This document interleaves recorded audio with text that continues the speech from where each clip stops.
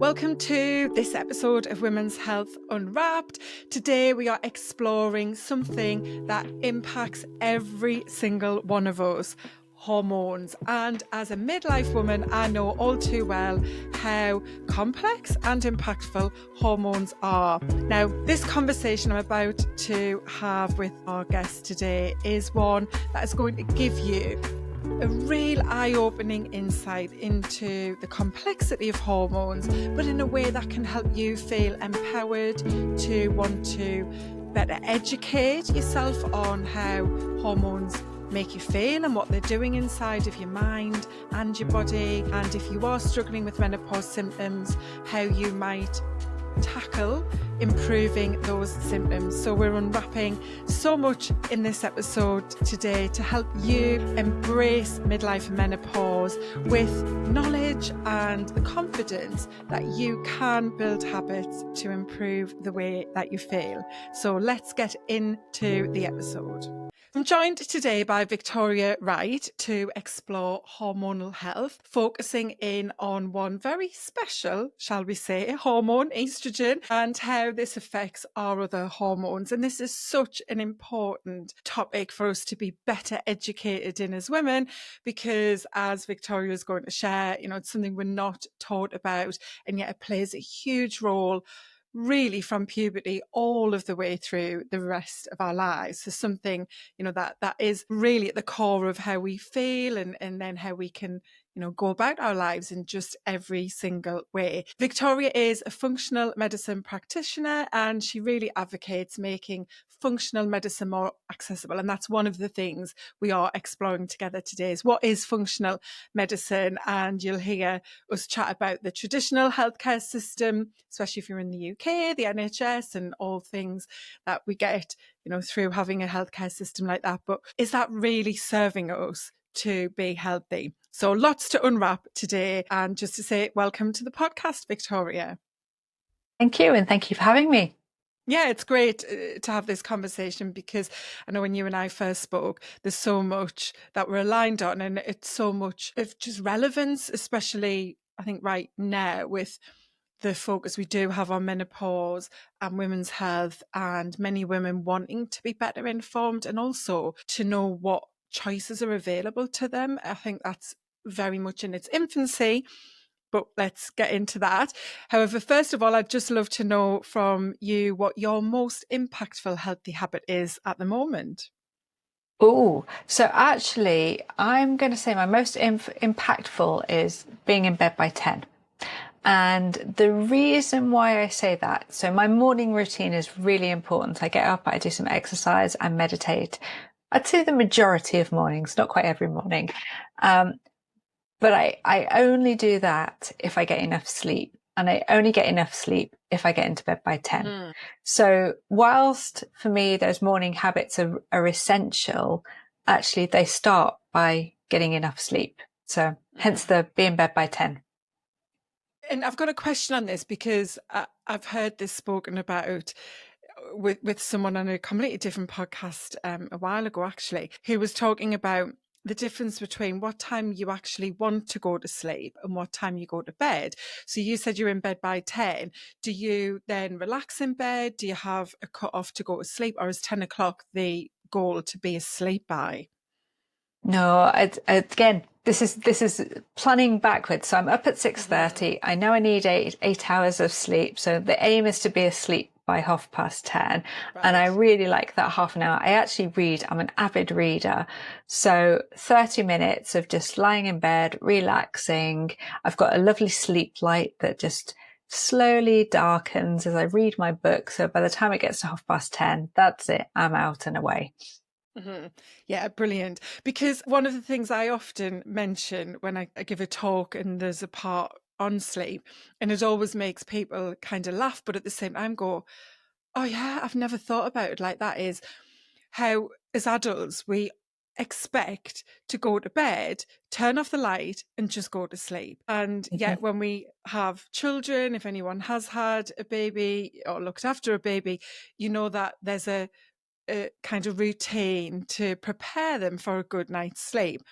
And we Absolutely. overlook that, don't we, as adults? So as you say, to plan backwards, because it was on a Mel Robbins podcast actually a long time ago. I can't remember who the guest was. It was a sleep expert. And they were talking about how, you think, okay, well, I want to be asleep at 10 because I want 8 hours and I get up at 6.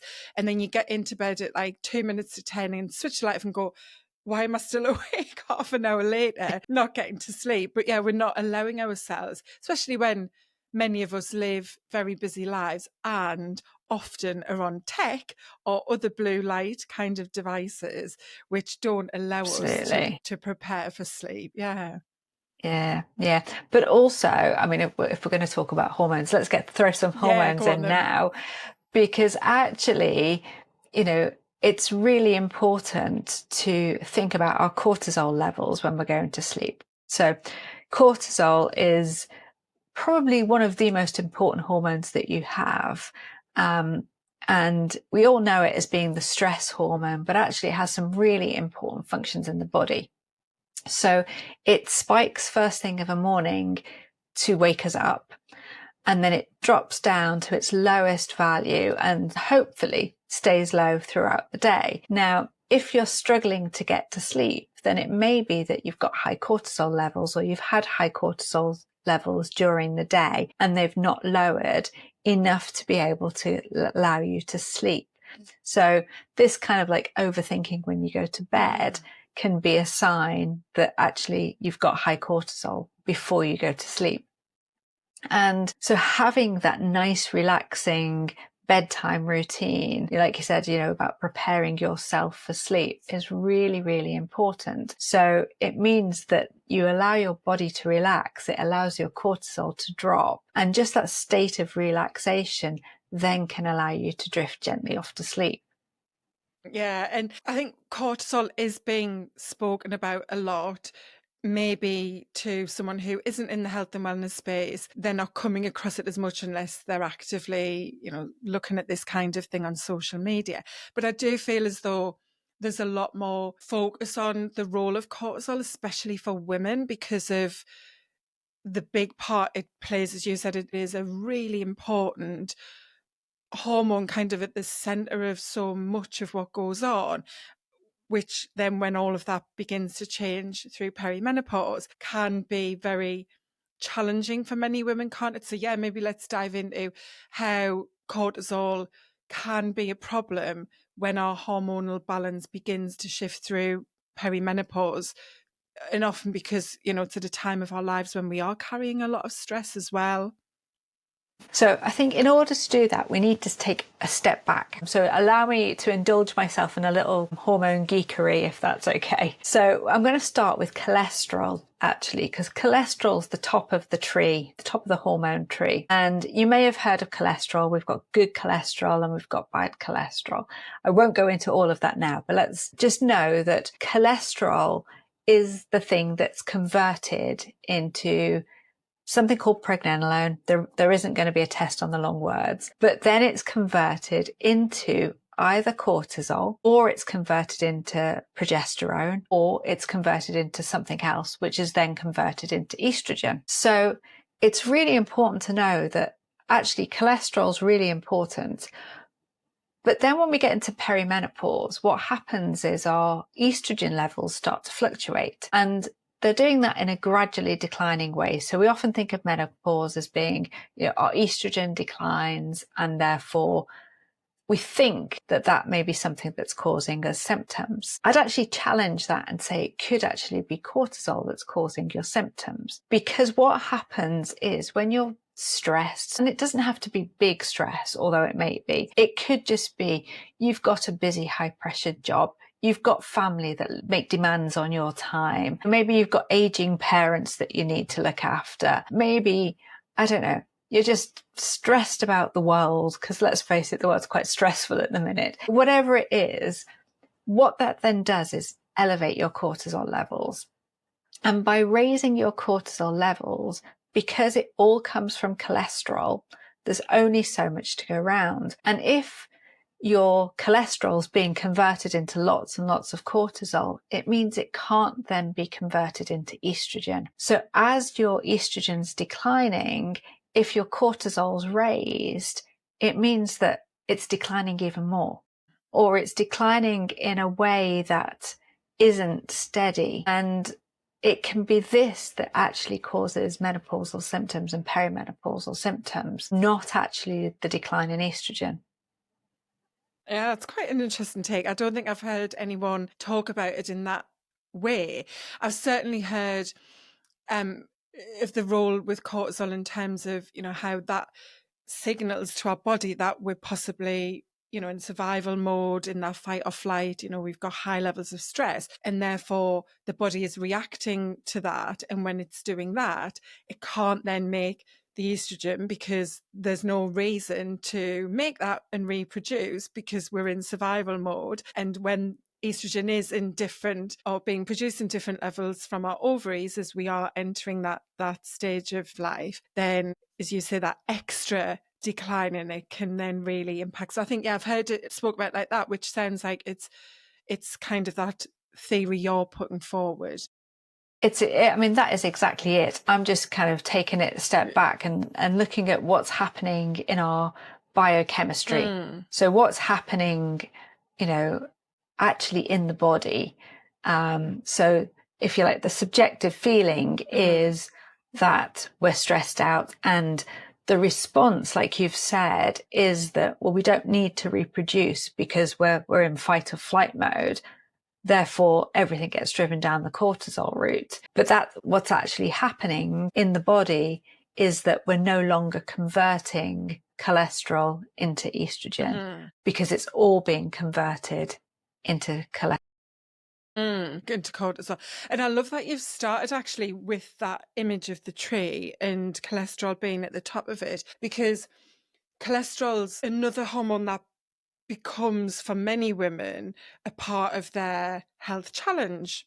I wouldn't say diagnosed. I think the doctor might refer to it like that. But my cholesterol has gone up and went up again on a subsequent check. But I'm very aware of how cholesterol can change in this menopause season. And for many women, me included, that's the first time I've ever had a health marker like that called out as potentially being a problem.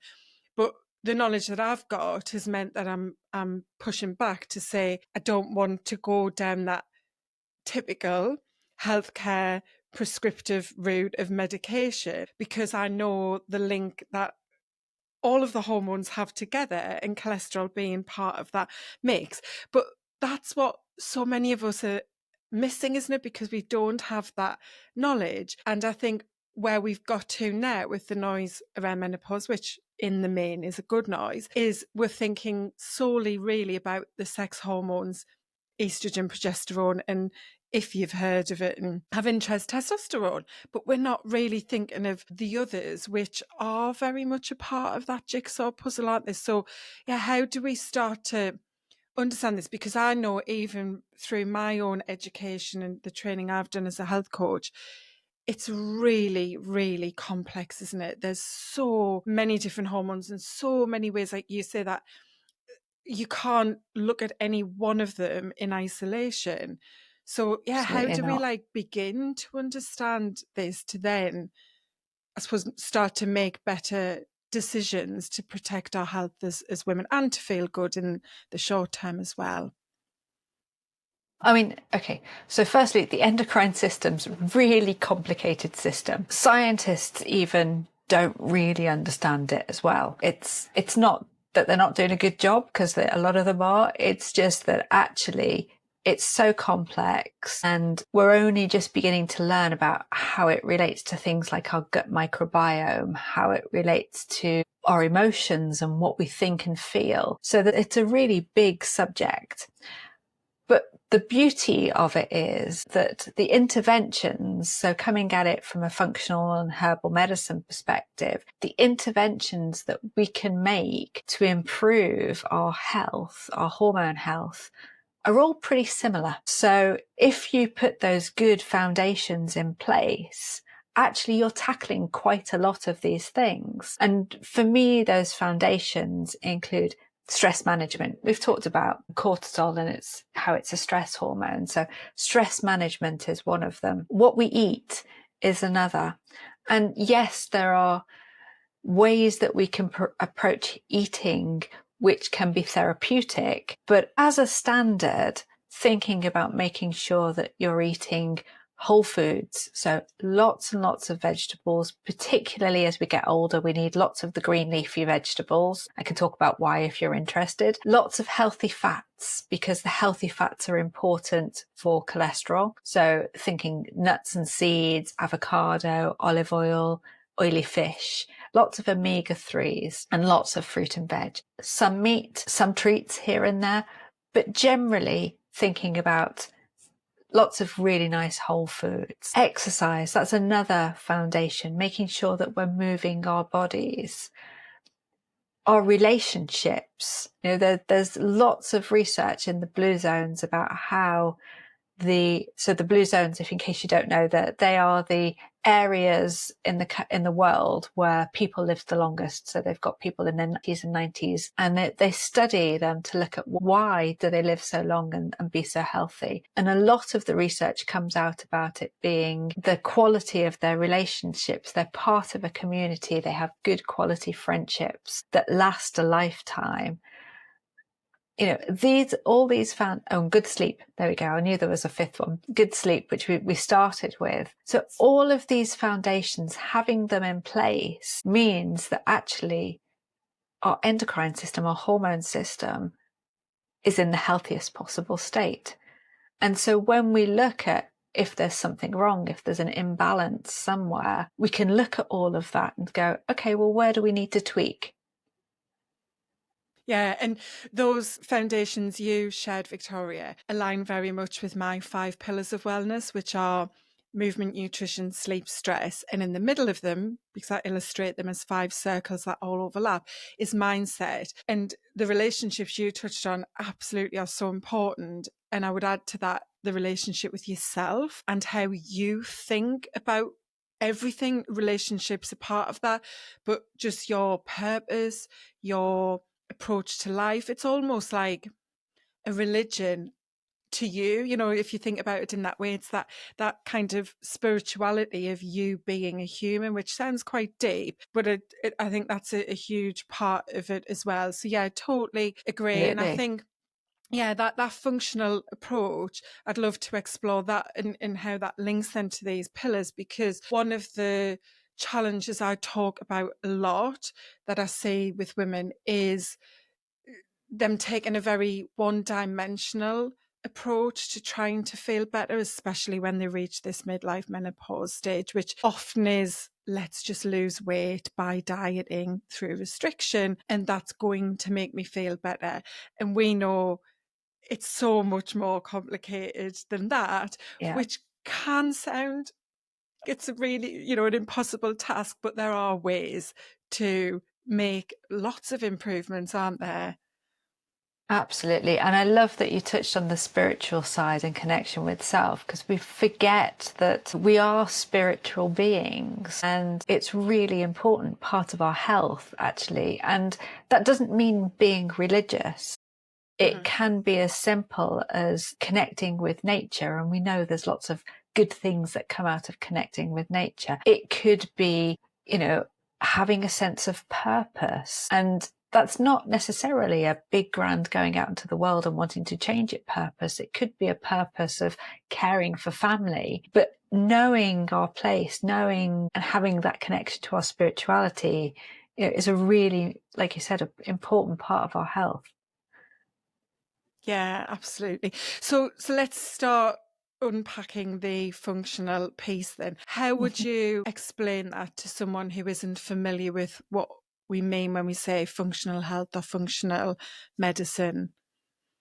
Okay, so functional medicine comes from, if you like, the body's functions. So when I was taught medicine during my herbal medicine degree, we were taught there's different systems to the body. There's the musculoskeletal system, there's the endocrine system, there's the digestive system, and we're taught them in very separate pieces. And we're taught disease as being very separate entities. So you could be diagnosed with endometriosis, or you could be diagnosed with high blood pressure, or you could be diagnosed with high cholesterol. And what medicine tends to do is look at that disease and say, okay, you've got high cholesterol. We know that statins work to lower cholesterol, so let's give you statins. And it's very much treating the disease. Functional medicine takes a very different approach. So when I'm working with my patients, we take an hour and a half and we look at everything. We look at your life, we look at how you're living your life at the moment, we look at your diet, what you're eating, we look at poo. Poo is amazing. It tells you so much about your health. We look at sleep, we look at your relationships, we look at, stress levels, we look at everything because we know that they're all interlinked. And then by looking at that, by looking at the system's biology, by looking at you as a whole being, we can then track back and go, okay, you've got high cholesterol and you've got high blood pressure. Let's work out why. Let's find the root cause of what's causing both of those because they're not separate. Or let's say you have perimenopause and high blood pressure, and actually you've got quite a stressful life. Okay, well, let's work out what's going on from a systems biology point of view so that we can then start to tackle that root cause. And the interventions may be, dietary, they may be supplements. For example, I'm trying to think of an example. I won't think of an example off the top of my head, but it may be a supplement that will help. I keep wanting to say omega-3. There we go, omega-3, really healthy fat. We know we need lots of it. Or it may be something like a herbal medicine prescription, which can then look at working with the adrenal glands, helping to lower cortisol levels. Perhaps it's helping to work with the liver because we know that if you've got an excess estrogen, which actually perimenopausal symptoms can be excess estrogen, it's not just about replacing it, actually making sure your liver's working well and going through its detoxification process properly means that you can eliminate that excess estrogen, which will help with those symptoms, but it will also help with things like breast cancer risk. So it's really looking at the whole person in order to have true wellness rather than just treat disease. And I love this. And this is my approach without me being medically qualified in the way you are with the herbs and health in that respect is, I totally get that this is how we need to look at our lives and our health if we want to feel better, because this was my story. I've done it myself without seeing a functional medicine practitioner, without, spending money to have those kinds of tests and perhaps courses of treatment or direction given. I've done it independently. I know I would love to do more of this with someone like yourself to get underneath the bonnet, so to speak. I always talk about humans being like a car because I think then we can think of that machine, as you say, that everything is so intrinsically linked and connected and dependent on one another. And this is why we have to stop seeing the route to feeling better being by just doing one thing, which for many women, because of diet culture and how we've grown up, being about restricting what we eat to lose a bit of weight, to then hopefully feel better, and then maybe we'll sleep better because we're happier, and so on and so on. It is so, as we said, so complex. And I know you can't answer this as such, but I'd love your thoughts on how are we still so far away from this kind of approach as such a modern advanced culture and society when it comes to healthcare? Because healthcare is more sticking a plaster on, really, isn't it, than preventing and curing. In I know we cured lots of diseases, which we can all be very grateful for, but in the wider sense of, as you said, for my high cholesterol, I was on a call with a nurse practitioner who said, so we'll just prescribe you with statins. And I said, no, I don't want statins. There was no conversation about, well, what might even be going on. Do you smoke? Do you drink? Are you stressed? What's your diet? There was no question of anything about my lifestyle. So yeah, just like, what's your thoughts on why we are where we are with our healthcare system? Now, that's a really interesting question. Okay, so I want to do a little bit of a history lesson. So healthcare originally was like this. If you look at ancient systems of healthcare, whether that's traditional Chinese medicine, Ayurveda, it is about constitution. It's about what we eat. The way Ayurveda looks at it is there are different types of foods, and I'm not an Ayurveda expert, by the way, but there are different types of foods that are better for different constitutions. And you eat the foods that you need to nourish that constitution.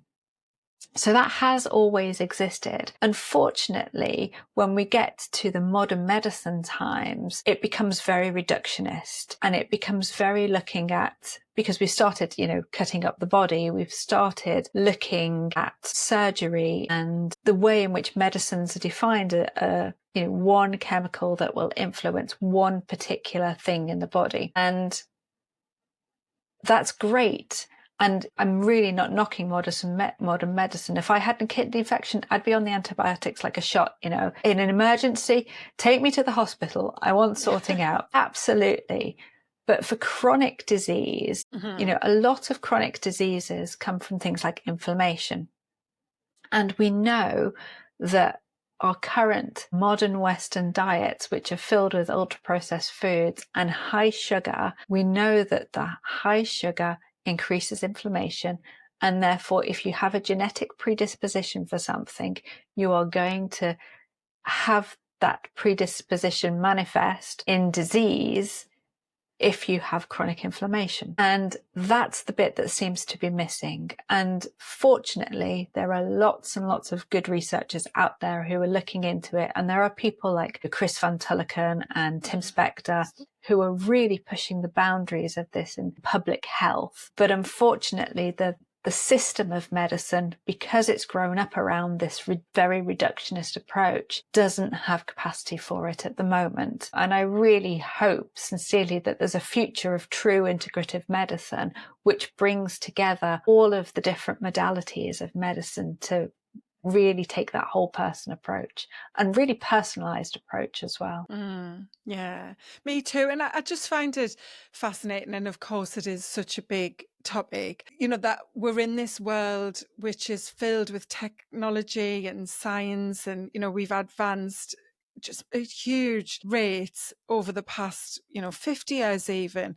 If you think how we've progressed in so many different ways, it feels as though in the approach to health, we haven't advanced. Yes, we've approached and got some amazing technologies that we can use, for really intricate types of surgery and so on. But yeah, just that approach overall, and certainly in terms of helping people to protect and prevent, I think that's the big missing piece, isn't it? Is that we're very reactive to, waiting for something to go wrong. So yeah, just was interested to get your thoughts on that. And I love Dr. Rangan Chatterjee, who himself, has worked as a GP for many years. And I think he's probably the epitome of where we need to get to. He's now training other doctors in the NHS to think more in this way. But of course, within our healthcare system, we know we're very under-resourced, and sadly, the GPs just don't have time to have appointments like that. As you said, you have an hour and a half. They maybe have 8 minutes and they've got 50 people to see in a day. And I'm sure you've talked to lots of GPs. I've spoke to quite a few, many who've left or are planning to leave the NHS and are now doing the kind of work we're in, because they just can't associate themselves with that way of doing things anymore, and they know we have to be more preventative and more educational. I think that's a huge part of it, isn't it? Yeah. And I think, it just reminded me when I was a child, we had a family GP. We had somebody who'd known me since I was a baby. Yes. Knew my history and knew about my parents and knew the family. And so therefore, the kind of medicine that I do, and even though it takes that long initially, it takes that long because I'm trying to get to know that history. Whereas when you have, the old family style GP, they know your history anyway. And that's unfortunately the thing that's been missing in healthcare, is that continuity of getting to know you as a person. establishing that relationship and understanding you, so that when you come in with something, unfortunately, we remember all sorts of weird and wonderful facts about people. But when somebody comes in with something, it means it's like, okay, well, I know you have a history of this. I know you have particular to this. I know that actually you're struggling because you're looking after an elderly parent, or I know you've had this stressful time. And therefore I can put it all together almost intuitively and then diagnose the disease. Yeah, it's like when you have to fill forms out and it asks for the name of your doctor. I always just put a question mark because I don't know the name of my doctor. I don't have a doctor, as you said. But yeah, definitely I grew up with a family doctor. There were a couple at the practice who knew, and I'd go and they'd say, "Oh, how's your nana?" or "How's this one?" doing, because they knew the wider family. Everyone had grown up, as you say, seeing the same doctors. So that brings us really to what I wanted to go into a little bit more, is specifically women in menopause and how they're approaching the challenges that might be bringing them, with that mindset of, well, I just need to go and see the doctor and get a prescription, whether that's for HRT. And full disclosure, I'm on HRT. I very openly talk about it being one of the tools in your toolbox. It's not the toolbox on its own. It can be a part of building a toolkit to support strong health and well-being if it works for you, if it's something you want to explore.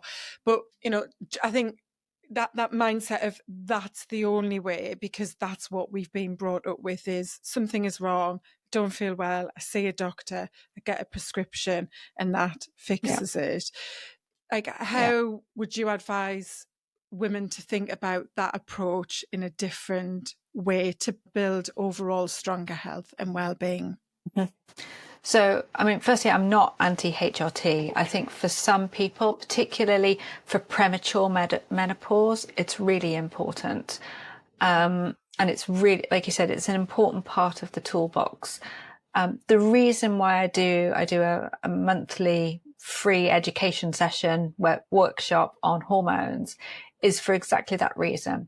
It's about being educated about what's really going on in the body. We've talked about cortisol and stress and how that impacts estrogen. And actually, it's not just a case that I've got these symptoms, it must be low estrogen, therefore I need estrogen. The way HRT can work is if it's cortisol that causes the problem by increasing the amount of estrogen, it's tempering that cortisol response rather than resolving the cortisol issue. Another thing I wanted to mention, just reminded me as you were talking, do you watch Coronation Street? I don't.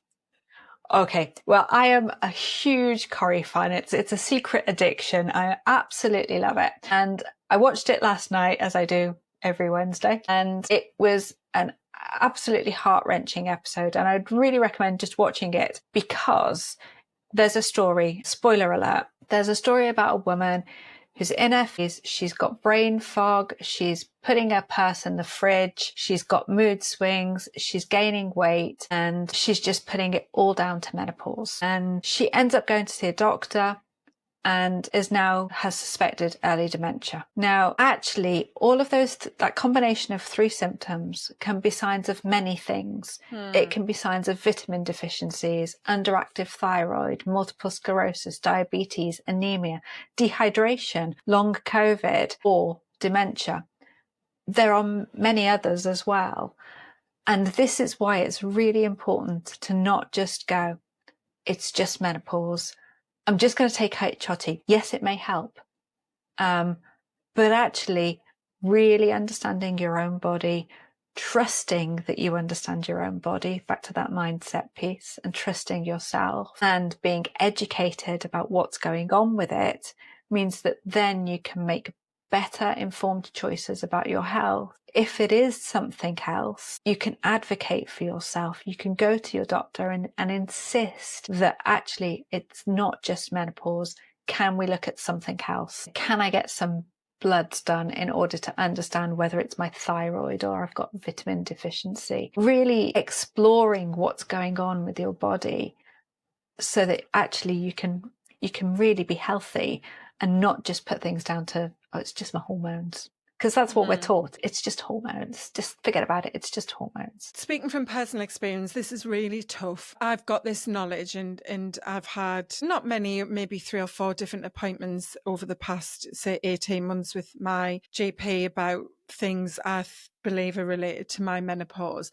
But, you know, I'm going in with that knowledge, and even I've been dismissed, you know, and pushed back. And it's hard because what I've found is, again, all mindset, but I'm sitting there back to being that maybe 10-year-old child who saw how a doctor's appointment went with their mother, and you respect the doctor, they're intelligent, qualified, that hierarchical kind of belief system of the doctor's very important. It's, you know, they know best sort of thing. So it's really tough, isn't it? And when time is short and you are these days really placed on going in with just one thing, you know, I help women to think about tracking symptoms and monitoring how they feel and going in with something there to say, you know, rather than going and say, I don't know, I'm struggling to sleep or I have mood swings, is actually these things, and this is the frequency and the range of how extensive they can be and impact me,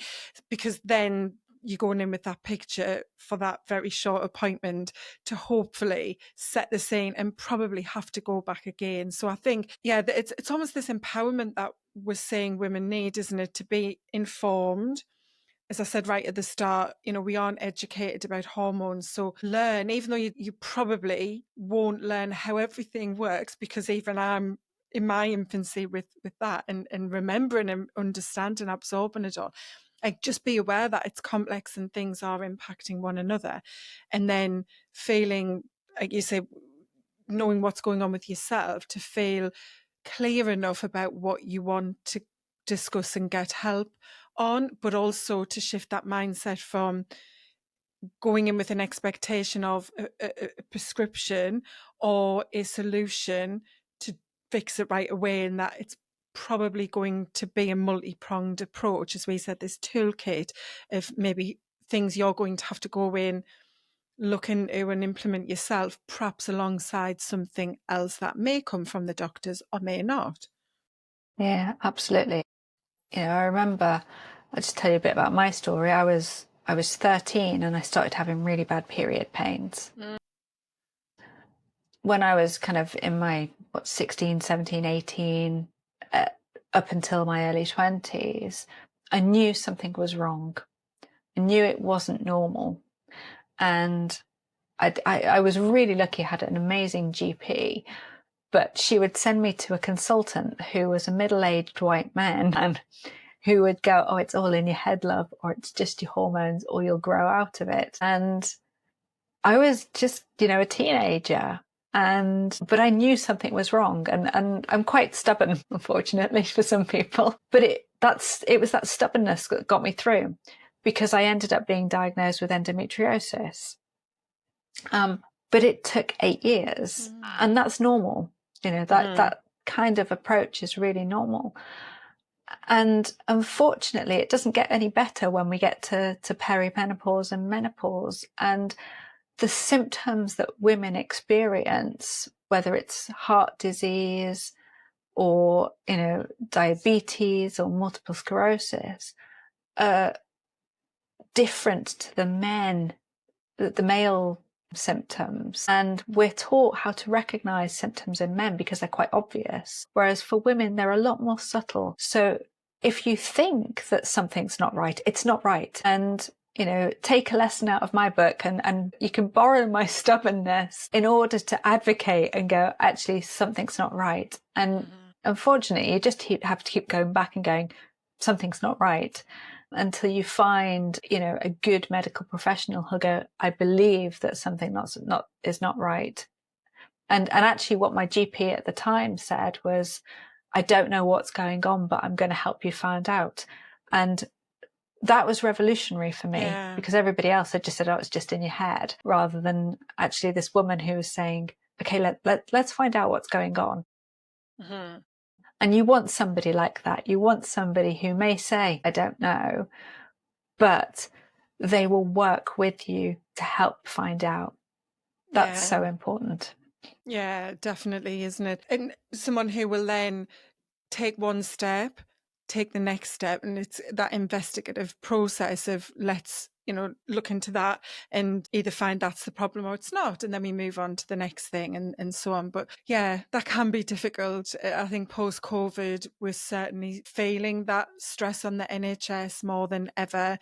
I think some of it is post COVID related, some of it now is economical and just, the way things are politically as well. So, it's not all doom and gloom. I know the NHS are fantastic in many, many ways. Absolutely. But personally, my thoughts on that are because of what we are seeing in terms of the shift in the NHS, the age that I'm at now, I do not want to be reliant as an old woman on the NHS.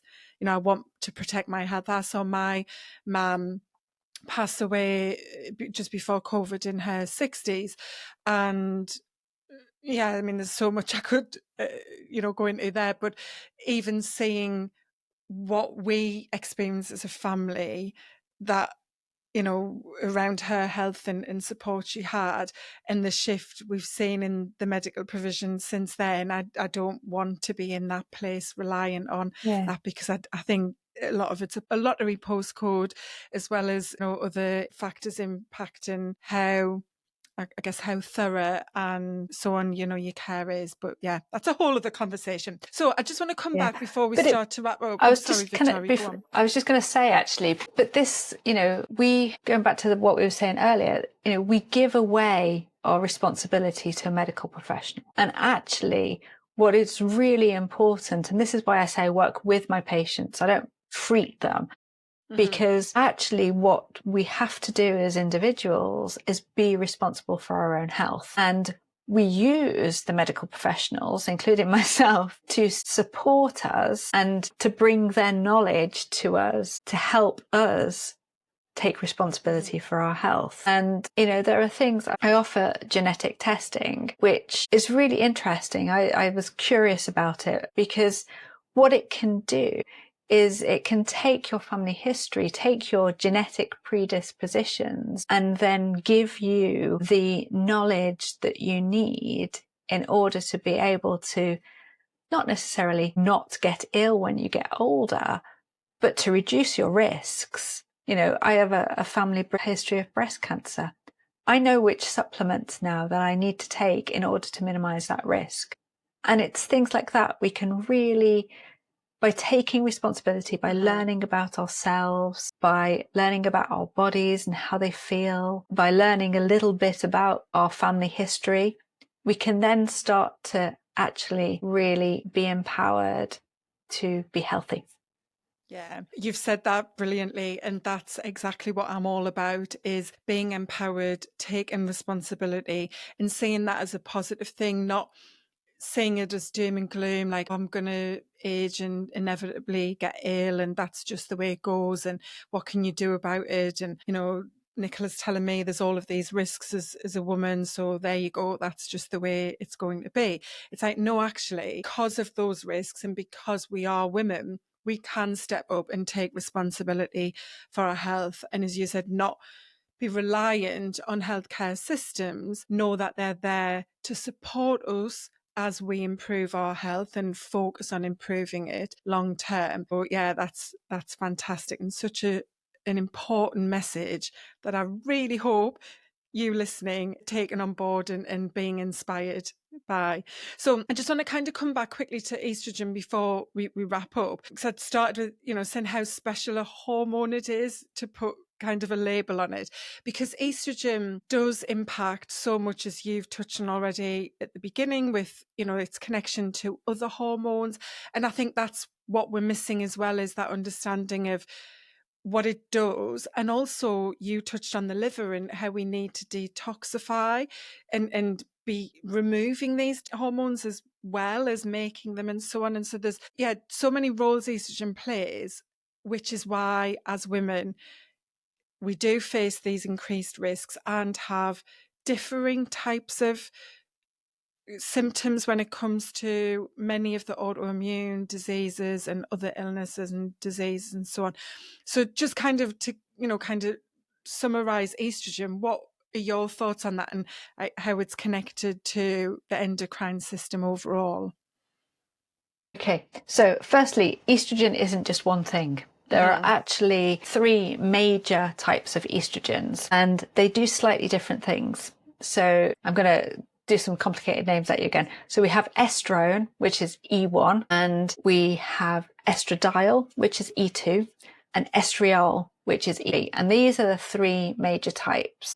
Estradiol, so E2, that's the most potent and it's the most prevalent. That's the one that it will fluctuate during our monthly cycle. It's the one that gives us our periods. It's the one that we think about when we think about estrogen. And it's the one that declines as we enter perimenopause. So during menopause, we still have estrogen, but we have estrone. So we have E1. And that's the most dominant form of estrogen when we're in menopause. And then when we're pregnant, the most dominant form of estrogen is estriol, which is the E3. So it's not just a case that we don't have estrogen when we hit menopause, we do. And these hormones do so many different things that we don't fully understand how it's all interlinked, how it's linked with progesterone, which is, the other female sex hormone that we commonly think about, which is equally important as estrogen. But in terms of, mentioned detoxification, when we hit menopause, if we have high levels of estradiol, so that the estrogen that's predominant during our reproductive years, then actually we have an increased risk of breast cancer. So this is why they think that, taking HRT, because it's in the estradiol form, has that breast cancer link. But what we can do is we can eliminate it. It's eliminated through the liver. I want to debunk a little bit detoxing, because detoxing isn't about just going on a little diet or taking some supplements for 2 weeks of a year, and therefore that's it. You've done a detox and you're all great. You detox every single day. Your liver works every single day to eliminate all of the things that it doesn't need in the body. What we can do is we can support that liver function through certain foods, supplements, in order to be able to make sure that the liver is working properly. And we can do that every single day. So as we get older, we've talked about healthy fats help with detoxification process. But as we get older, if you take one thing about diet, is broccoli is your friend. Broccoli contain good. I mean, these green leafy vegetables that I really hated when I was younger contain things like glutathione and sulforaphane, which help the liver to function better. It helps those detoxification processes in the liver in order to get rid of that excess estrogen. We're back to food, we're back to building those foundations, and you can see how it's suddenly that cycle again. Yeah, fascinating. And I can't remember what number the episode is, but I have done a whole episode on detoxification with Harriet Hales. I think it was out at the start of this year. And she talked about what you've touched on there, Victoria, in that detoxification. I can't remember what I called the episode, but it was something about debunking it or the truth. Because, it's not about going on a detox. It's about having those habits embedded into your lifestyle that support detoxification, a lot of which can be through your diet and drinking water, but also exercise. I dry body brush every morning. There's things that we can do to support that as well. So I think that's a great way to bring us to the close, is how we just keep coming back to the fact everything is so connected. And this is why one approach isn't necessarily going to be the answer. It may help you to feel better, but it's going to be a part of the jigsaw puzzle to feeling the way you really want to feel. So to help someone listening think about improving their habits and taking this more functional approach to, take that holistic 360-degree approach to feeling better, what would be 3 simple steps you'd suggest they could take to build healthier habits? Right. I think I'm going to start with mine, actually. Number 1, Make sure you're getting enough sleep. Make sure you're getting the sleep that you need. It varies. It can be between 7 and 9 hours, but if you wake feeling tired, make sure you're getting enough sleep. That's absolutely foundational. Number 2, eat real foods. Think whole grains, lots of vegetables, and healthy fats. The 3 keys of your healthy foods element. Can I ask a question on that, Victoria? And I know this is a whole other thing, but just like top line, what would you say are a few of the best whole grains? Because I always think whole grains can be this, I don't know, elusive term for some people who are not, nutritionally experienced. Yeah. So I'd actually go, it's more whole foods rather than whole grains. So, thinking if you're going to have rice, and I'm very pragmatic. I'm not saying don't eat something, but if you're going to have rice, have brown rice, have whole grain rice. If you're going to have bread, try and get something that is made by a bakery. If you've got one locally, it's made with whole grain flour. It's got all of the gubbins around the husk of the actual grain. So that's in terms of whole grains. But, if you're going to have pasta, well, that's a whole other story about pasta. But again, look for whole grain options, but just think whole foods. Think, did it come off a plant? Is it in as close to the form that it came off the plant as possible? Thank you. Yeah. And then the third step. My third step is move your body. We think that we have to go to the gym. We have to go and start marathon running. Actually, you don't at all. Put on a track, do some silly dancing around the kitchen. The sun's shining at the moment. Get out for a walk in the sunshine. Even if it's just 10 minutes, everybody can find a track's worth of music to dance, or 10 minutes to go for a walk. It doesn't have to be a lot, but try to build it into your day every day. Yeah, absolutely. I'm a big advocate for moving your body. I talk about this all of the time. As I said, it's one of my pillars, but it just ticks the box for well-being and protecting long-term health in so many ways. And yeah, we've got to really change our mindsets in the general sense as women, I think, as a general population that we have around or towards exercise. So yeah, they're great steps for people to think about implementing into their lifestyle and habits. Thank you. So if anyone would like to find out more about the work that you do, I will pop the link to Victoria's free hormonal education webinar that she mentioned. That could be a great place to go to get more on this, to build that understanding. As she said, it's totally free, available every month for you to join. But where can they find out more? Contact me, email me, find me on LinkedIn. I'm always happy to have a chat with people. I love talking about this stuff. I offer a free 30-minute consultation for anybody.